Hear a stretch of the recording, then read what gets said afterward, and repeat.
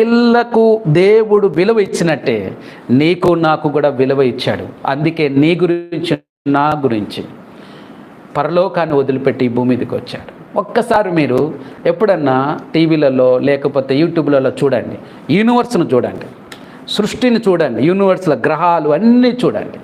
అలా చూసుకుంటూ వస్తే దూరం నుంచి చూస్తే నక్షత్ర మండలంలో ఈ భూమి ఇప్పుడు సపోజ్ శుక్రగ్రహం ఎప్పుడైనా కనపడుతుంది, మీకు ఎలా కనపడుతుంది?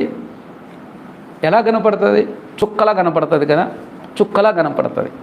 మరి అదే మనం వేరే గ్రహంలో నుంచి భూమిని చూసామనుకో ఎలా కనపడుతుంది? భూమి కూడా చుక్కలాగా కనపడుతుంది. ఒకసారి ఆలోచించండి. ఆ సృష్టినంతా చేసిన సృష్టికర్త ఆ చుక్కలో ఎక్కడో కంటికి కనిపించని నీ గురించి ప్రాణం పెట్టడానికి భూమి మీదకి వచ్చాడంటే నువ్వు ఎంత విలువైన వాడివి.